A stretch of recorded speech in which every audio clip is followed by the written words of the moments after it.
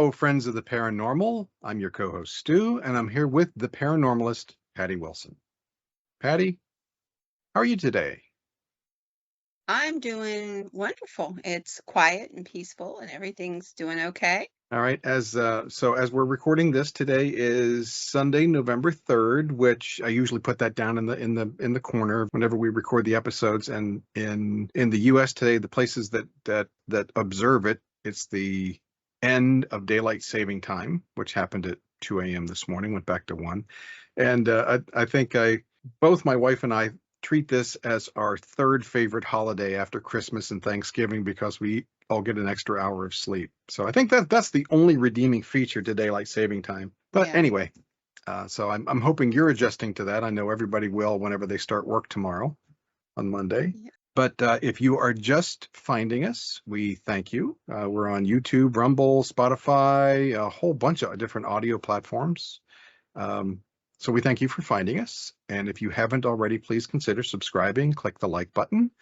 If you are coming back, thanks for coming back. We do really, really appreciate you. We appreciate your feedback that we get both through our Facebook groups and through our email address, which description will hold all of those down below. And I think as many times as I've done this, this will be recording episode 115. You'd think by now I'd have it. I'd be practiced in this, but I just wing it.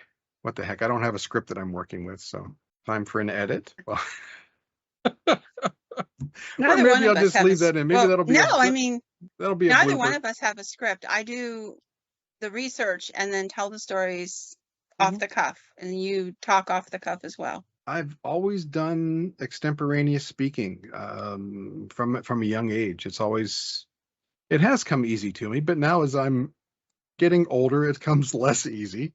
But anyway, I believe I've said my piece, and now I get to ask you, what's our topic for today? Intent. So I wanted to talk about what Oh, intent is in the paranormal, and okay. it'll make more Mhm. sense in just a minute. All right. So recently, one of the video games my sons play did an announcement that kind of put me back on my heels. So I started doing a little reading on the subject, and I realized that I had not had any idea how many games out there want you to call forth demonic entities as part of the game. Oh. And Hmm. I've had people ask me before, what's the difference between a Ouija board and fill in the blank, something else, scrying, whatever. And the reason for some people, I suspect the Ouija board works so much better than for others is intent. So if you're willing to have that intent to open those doors and actually using the board itself is intent. So if that's the case, if you opening that door by just putting your hand on the board thinking it's a Parker Brother game and I'm going to play it, why can't that happen for other things? Other non-corporeal things that you can't hold, just virtual things. Yeah. Well, I mean, you've told the story before about your son's friend, Yes. they summon a demon or whatever. I can't even Yeah. remember what the name, but yeah, basically, I remember what the intent was to use Yeah. the It's like use the he term. was Mhm. they were Mhm. about what, 17, 18, maybe something like that. My son had two friends over, and the one boy was always on the computer. Like literally he walked through the door every time with a laptop. And he spent all his time on the computer. He's still very much that person, and one that we were talking about a lot of different things. And like he sort of just got real quiet and he said, I think I did something bad. And it was a video game where he had to download stuff. And it very quickly became evident that whatever he had done, he had agreed to allow this thing to enter my home because he was in it. And so I started looking around and I wanted to talk a little bit about these entities. Everything I've ever learned about demonic entities is that they play word games. They have to tell you what they're doing, but they do it in such a way you don't get it. You think, oh, that doesn't make sense, or no, that's not what they really mean. And then later on, it comes to you that they said what they meant. And when you're doing a demonic case, it's very much that way. to the point where they'll often name themselves. If you demand their name, they'll often name themselves. I am sloth, I am envy, I am, you know, I am perversion, whatever it is. They'll name the sin that they bring with them, that they encourage and incorporate in how they manifest. And so they won't necessarily tell you their name is, you know, Mephistopheles or whatever. They'll tell you it's the sin that they're bringing with them and engaging with in the human realm. So I found it really interesting because, like, intent is a big deal. People get really wrapped up in games. You know, it's like watching people play or that are watching a football game. If you watch these people, like, they're more intent on it than the people playing. They're screaming, they're jumping up and down.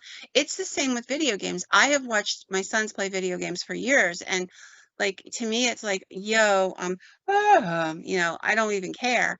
And they're like, no, no, no, stop, wait, I gotta go get that gun, you know, kind of a deal. And I thought that kind of intensity is intent. So I started doing a little bit of a deep dive on all of this, and I came up with some information that I wanted to share and some stories I wanted to share. And one of the things that I came up with was that there are all these games, and we're not into the video games yet. We're going to talk about normal games. And these games, everybody's familiar with. Most likely the best one would be Bloody Mary. So the story goes for Bloody Mary, you know what I'm talking about. You go into the room, you light a candle, you stand in front of a bathroom mirror, and you call Bloody Mary, and it could be 3 times, 7 times, 13 times. There's always a different number. I don't think the number makes a difference. It's just following the ritual. And supposedly Bloody Mary would come into the mirror, and she'll tell you the name, ostensibly tell you the name of who you're going to marry, or give you an answer to a question. And so that's the concept of it. And I had no idea that there are so many games out there that do this. And I wanted to share some of this. So I'm going to zip on down here to this stuff, and then we're going to go back. And like I said, there are so many games and what have you that do. So the role of intent. The intent is a physical act of giving an offering, that's only the first part. The practitioner's intent, their focus, their emotion, their will, imbues the offering with energy. And the offering is your intellect, your time, your energy, the vibrational energy of who you are. And it can turn an object or an act into a magical tool.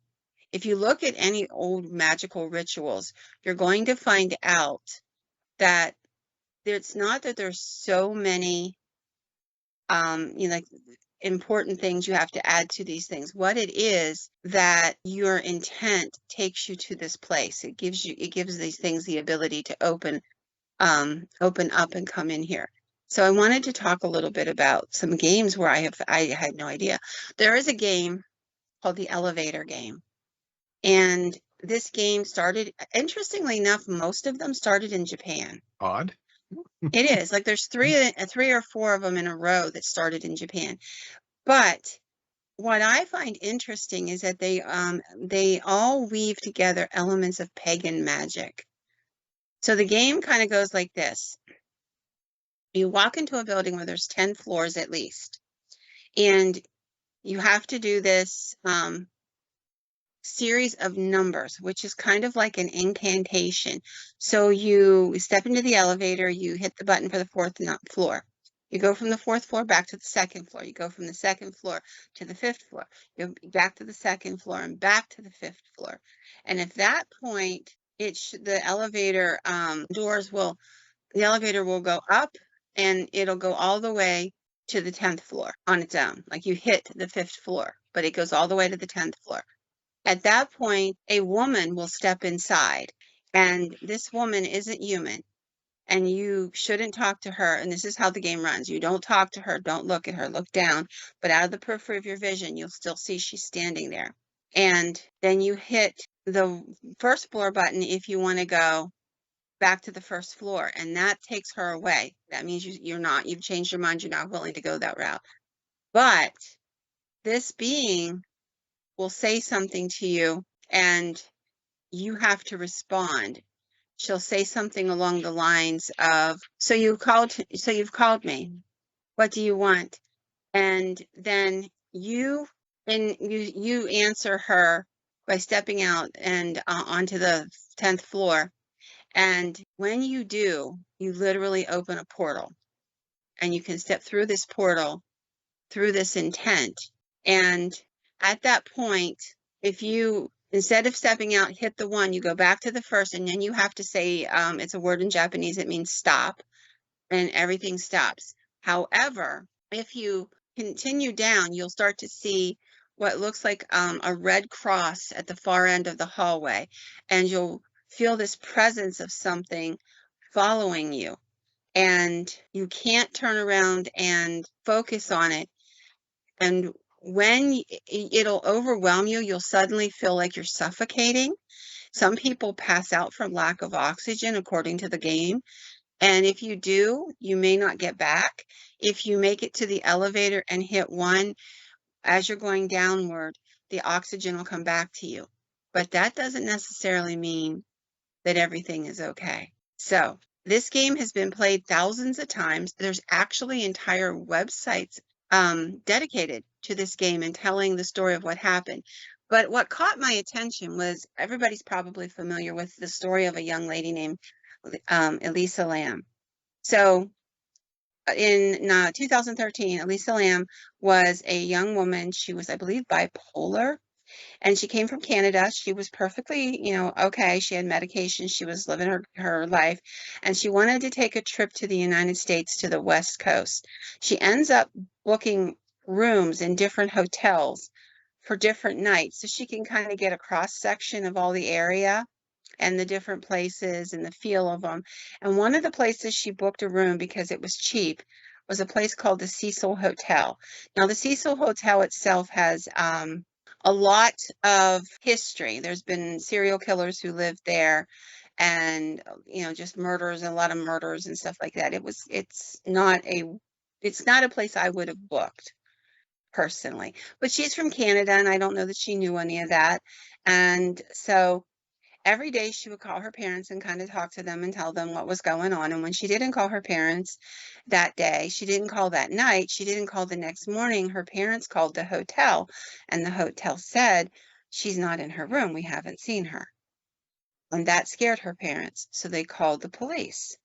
And for several days, the police were looking for her, and eventually they found her in a water tank up on the roof. Now, this started on January 26th, and it's February 19th when she's found naked floating in this water tank. She's been there the entire time. There's been a lot of mysteries and puzzles to it, because the tank area, the door to the roof is locked. The tank area is locked, and it's a small door, like a trap door, that a workman could sort of let himself down into the area, and there's a catwalk around it, like he could clean it and make repairs, things like that. So the idea of how she got there buck naked, floating in this water, has always been a mystery. But there's a weirder mystery that goes with it, and that is, when the police came to talk to the Cecil Hotel about this missing young lady, they pulled the camera footage from the hotel. And that's probably the most famous camera footage. Yeah. And she looks like she's in a panic. She's smacking the buttons. She's looking out in the hallway, smacking the buttons, and looking out in the hallway, and smacking the buttons, and looking out in the hallway. And then there's this moment when she steps out into the hallway, looks like she sees somebody, puts her hands up, and then backs into the elevator and starts hitting the button again. And then she kind of drops it down, and she's in extreme distress in the footage. I mean, you've seen it, so I'm not exaggerating at all. She's in extreme distress. Yeah, that's pretty accurate. She's terrified of something that nobody else is seeing. And so once her body is found, it is the original was, the original verdict was that it was an accidental death, that she was having a bipolar episode, somehow got her medication mixed up and was hallucinating and reacted to that. But that still doesn't answer all the questions, right?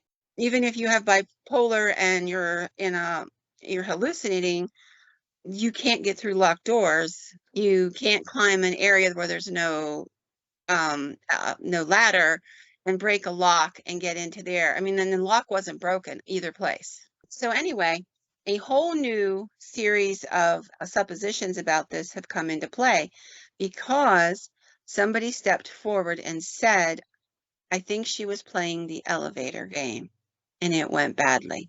And when you looked at the way the whole thing goes, because in the elevator you can see the floor she's on, the floor she's come from, the floor it fits the bill. Coincidence, it very well could be, but it fits the bill. And if she stepped out on the 10th floor and saw what we don't see, is that because she saw into a different dimension? Now, one of the things that's really interesting about this is if you make it back, you can pop back through the portal, but you may not necessarily be in the place where you started from, meaning not in the elevator. You could be in another town, in another building. You could be anywhere out on the street. When the dimension closes, it dumps you out, but it's not necessarily where you had originally been. So that was the supposition.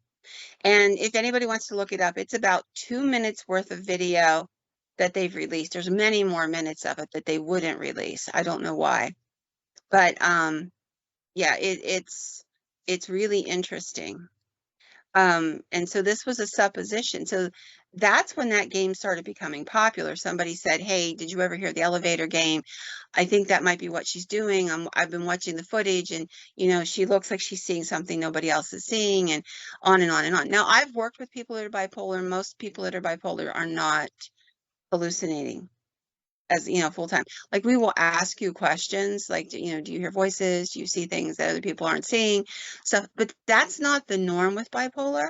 Paranoid schizophrenia, yes, but not bipolar. So that always I always wondered why they jumped to that, because lots of people have bipolar and never see or hear anything. Lots and lots. And according to her family, she wasn't struggling in that way prior to coming there. So anyhow, I came across another user who tells this story. He says, I want to tell you about what happened to him. So he says he went through the process. He gets to the 10th floor, and after avoiding speaking to this female entity, he says it's exactly what I just described. You hit the buttons, you do the series of numbers, and then this woman steps out into the elevator and goes up to the 10th floor with you, and the doors open. And he said, I'm just going to pull this up so I can read this to you exactly the way it is. According to this account, a young woman performed this ritual in a building in Atlanta. So she's saying where she came from. She said, I didn't believe in the elevator game. My boyfriend was telling me about it. He said he was a little afraid of it. I told him it was bullshit. Oops. And I could prove it. And he said, how? And she said, well, let's just go do it. And he's like, well, it has to be a single person by themselves in the elevator. And she's like, fine, I don't care. Nothing's going to happen to me except I get a bunch of elevator rides. So she did the series.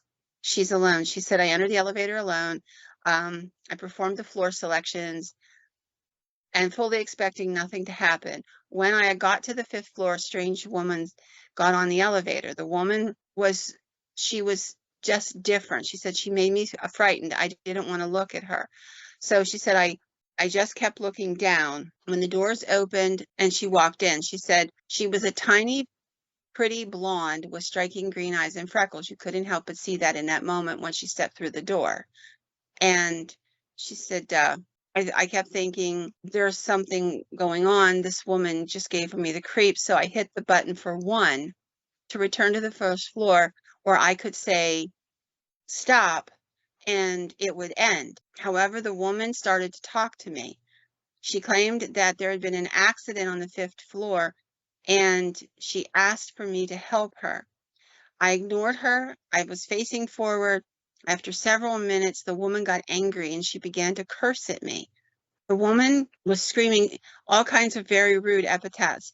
And she said, "Why is it taking so long to navigate the 5 floors, meaning from 5 to 10?" She said, "The elevator wouldn't go to the first floor."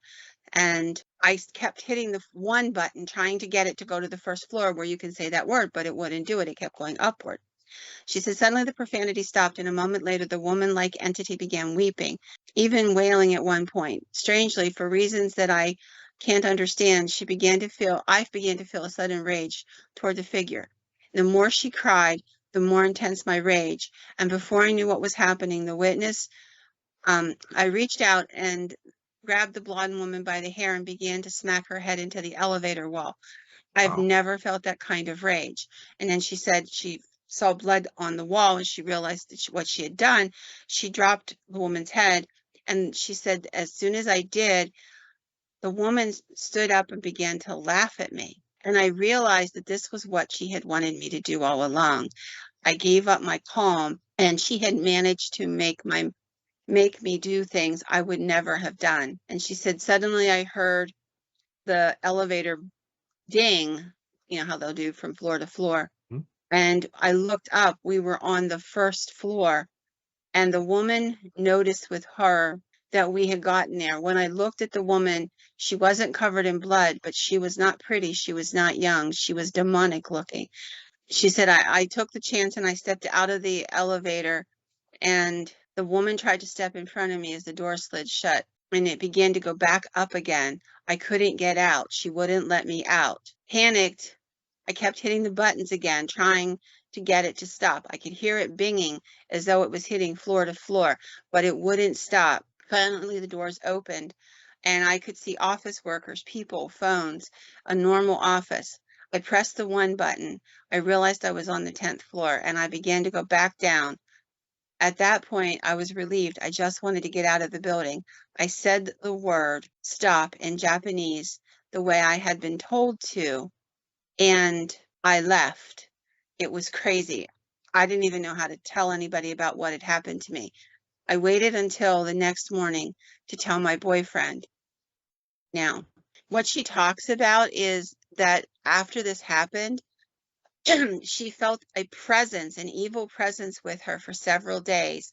She said she would have nightmares at night, and she would wake up in the morning having felt like she had seen the blonde woman all night long in her dreams.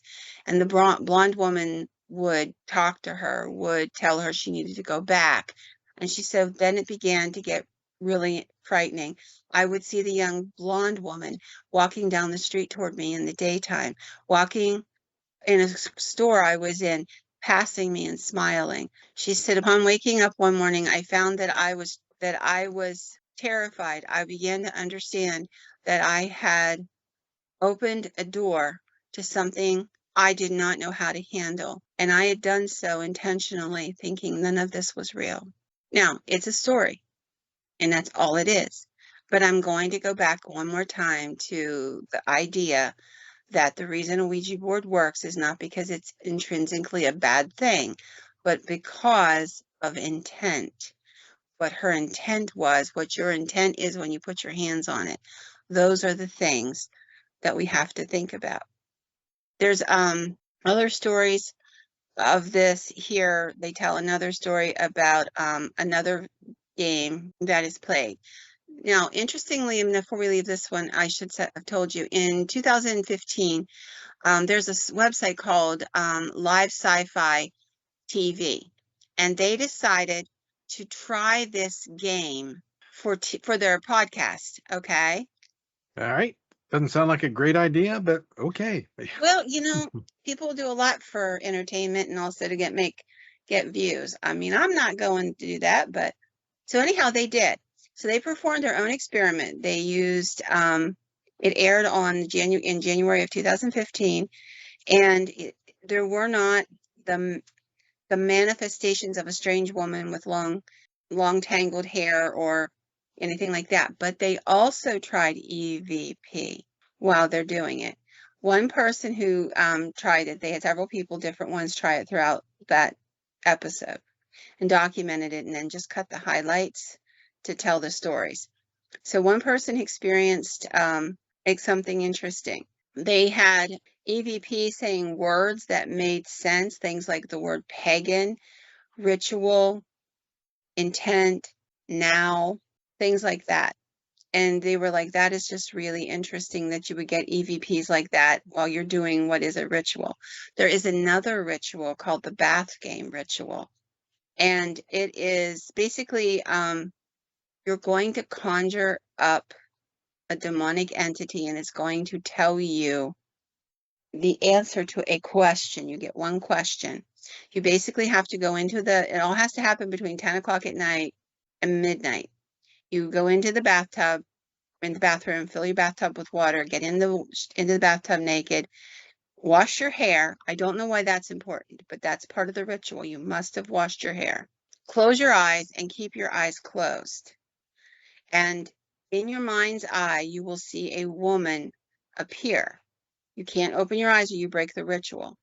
The woman will step forward in the tub with you and fall and hit her face on the faucet, at which point she'll smash her eye, and it's just awful.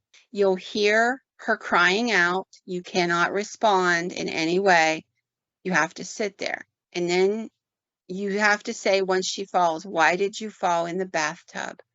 And then this presence will change from this woman to what they described as a huge presence behind you instead of the woman in front of you. And then you climb out of the tub, keeping your eyes closed, at which point this entity will allow you to ask a question, which you get an answer for.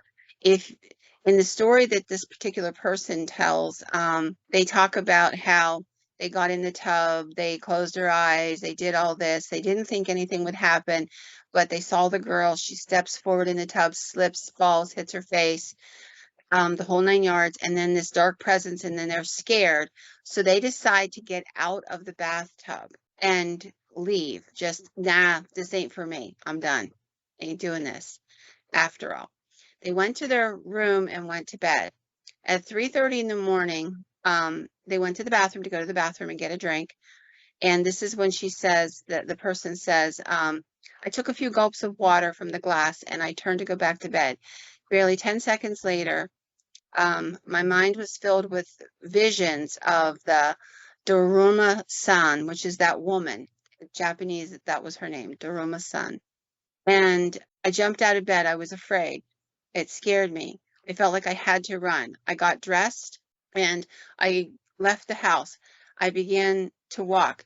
I could see somebody from my periphery as I was walking outside, but if I would look in their direction, they would be gone.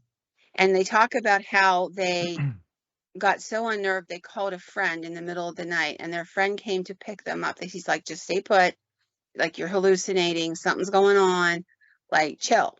So he goes and he picks this person up and he's trying to calm them down. And he's like, let's just go sit down and we'll sit down out in the park, in the car, and we'll talk and it'll all be good. Except he starts to see it from the corner of his eye as well. And so there is, they ended up leaving and running, basically driving around all night long, not being afraid to go home, being afraid to do anything, just because every time they'd stop the car, they would see this figure from the corner of their eye. They would look at it, it would be gone. And at one point, there's a way to break this spell. It's called kita. And it's basically you take your hand and you kind of do a karate chop and you yell kita, kita, kita, and the thing disappears. And eventually they did that and it stopped. But the interesting thing is they said from that point forward, they always felt as though somebody was watching them. And I had no idea there were all of these games around. I had none. So in 2010, there's another game that comes out again. For some reason, it came from Japan. I can't explain why. But these games get darker and darker. So this one's known as the Three Kings Ritual. And it was like it swept Japan and then it swept part of Europe, and it's on the internet. They tell you every detail about how to do all of this stuff. It's insane. And you open a doorway to the to another dimension called the shadow side. and you have to prepare yourself, be in a completely dark room, a room without any windows, or if there's windows, you have to cover them.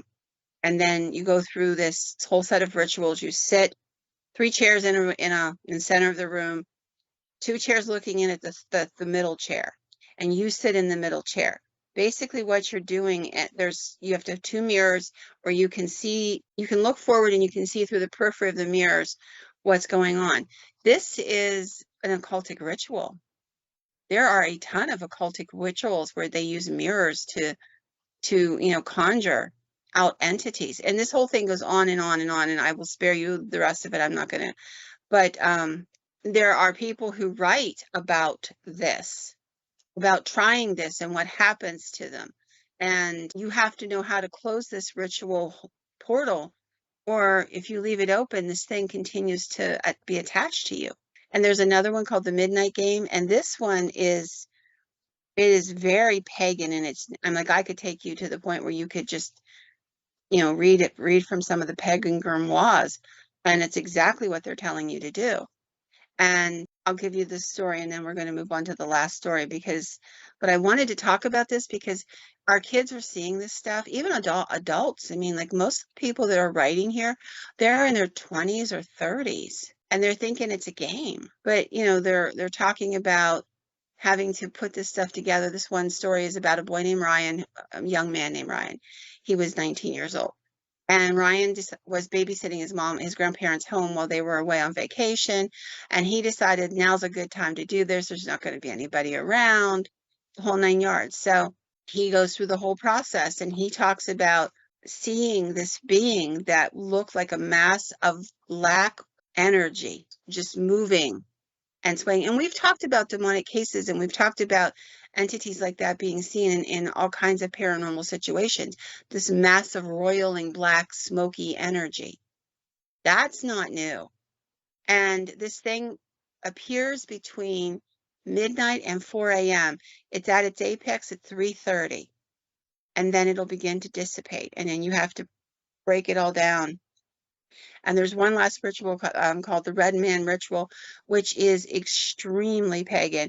You literally are calling a demon up that is blood red, and it'll appear to you. And it actually has origins going back to a particular pagan culture in the Middle East. It's insane what they're doing. And then I came to this last one I wanted to share. So my kids played video games their whole life, right? And video games have gotten darker and darker over the last little while. Like it used to be when they were kids, it was Mario, and then there was Echo the Dolphin, and there were always a few games which were kind of trashy. There's that Sim City and all those different ones, where you become a drug dealer and you do all those things and what have you. And I've never played them, so I can't tell you a lot about them in detail, but these games are getting to the point now where you have to sell your soul. Listen to me. There's a game called Fortnite. Very popular, very famous. Lots and lots of people play it. Millions of people probably play it. They have just added a new level to Fortnite. It's a feature that allows you to, as a player, to sell your soul to revive a teammate. Now, a lot of people are balking at this. They're balking at it. They say, why does reviving a teammate involve something as extreme as making us sign over our soul online? Okay. So there's a lot of people who are really upset. Fortnite has not responded, but again, intent, if you're so into that game that you are willing to, you literally have to sell your soul and sign it over on the game. That's troubling. It's extremely troubling to me. And again, I'm going to say, these things tell you the truth. They tell it to you in a way that you don't believe. Oh, it's just a game.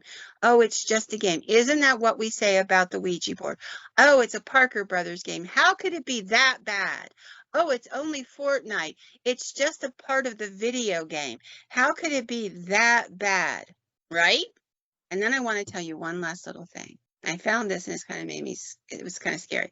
For April's Fool's Day in 2010, Google changed its name to Topeka, as in Kansas. for the entirety of that day. This came in response to a stunt by the Topeka, Kansas, in which it temporarily for the day named itself Google, just as a joke, right? Now, here's the thing that's interesting. When Google named itself Topeka for a day, they changed the all that stuff you have to read and sign to agree to. I agree to to abide by these rules and blah, blah, blah. And one of the rules for this Game Station game was that they had to sign over their immortal soul. It was called the Immortal Clause. Buried in the site's terms and conditions, this clause, as published in Game Station, read, by placing an order via this website on the first day of the fourth month of 2010, Anno Dominio, you agree to grant us a non-transferable option to claim for now and forevermore your immortal soul. Should we wish to exercise this option, you agree to surrender your immortal soul and any claim you have to it within 5 working days of receiving written notification from Game Station in the UK or one of its duly authorized minions. Fox News picked this up and said no one reads the terms and conditions when shopping. However, 12% of the people who purchased that game did read the terms and conditions, and it said, click here to nullify your soul contract. And if you did that, you didn't agree to the terms and conditions. So it gave you an out. And you got a coupon instead. But 88% of the people who joined that game for the first time that day signed that contract.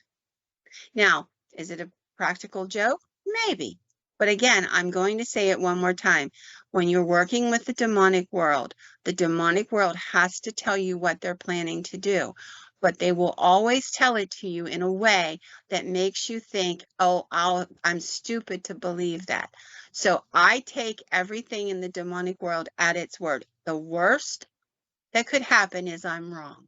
That's it. That's the absolute worst, right? Right. I'm wrong. Mm-hmm. Okay. But isn't that an insane thing for a game to put in there as a clause? Yeah, even if it's just, like we said last episode, there is no bad publicity. If it was done as a publicity stunt, maybe. But again, it's there. So if you agree to it, I don't think I'd be doing business with that company if I had a choice. Yeah.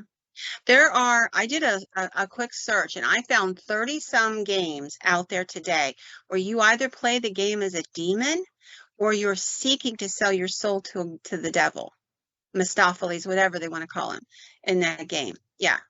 30 some games. Are we conditioning our children for something? Just to say. Like, I honestly understand that this world, we're playing chess, so to speak, on multiple levels. On the physical level, we're living our lives. But there is a spiritual level. If you believe in an afterlife and God and all of this, there's a spiritual level. And there's a battle that's been going on since the beginning of time. And these beings have a set of rules they have to live by. And they have to tell you what they're going to do. But they're smart and they choose their words carefully. And they paint a picture that is other than what it might be. And I personally, and that's all I can tell you, because I've dealt with this for 30 years, when I heard all this and I started reading this stuff, I was like, holy crap, this is conditioning. At the very least, this is conditioning. And now we're hearing things about movie stars and rock stars coming out and saying, oh, I sold my soul. Like, you could go online and you can find people who are on camera said, I sold my soul to become famous. From all the way back in like Robert Johnson's like the 20s and 30s, but like people who've actually confessed to it in interviews and have said it out loud. And everybody laughs and they're like, no, seriously, I did. So maybe it sounds like something from a plot from a B movie, and I get that. And I don't go into this realm very often in this way, but this really unnerved me. And I wanted to share it with our listeners and let them be aware, like, what you do has consequences. Decisions you make have consequences. And maybe they're not the consequences you anticipate, But keep an eye out. Just be careful, because if you're agreeing to something, even if it sounds like it's a prank or a joke, it may not be on the spiritual side of things. Just like it's not hard for everybody to believe about the Ouija board. You hear lots of people say, oh, let me tell you the story of what happened to my mom. Let me tell you the story of what happened when my girlfriend and I played it. We buy that. Like, a lot of people believe that. But if I tell you it's possible to do the same thing in a video game, people will roll their eyes and go, that's crazy.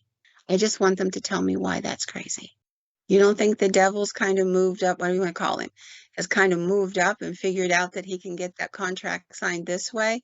It's just as binding as if you write it in blood at midnight in the crossroads in the middle of a nowhere. He's not smart enough to like say, hey, this is a great way to go into people's homes without them even knowing I got their kids. So I apologize for it being a dark episode, but I just thought that I wanted to give light to it. Maybe it'll touch somebody who will think about it.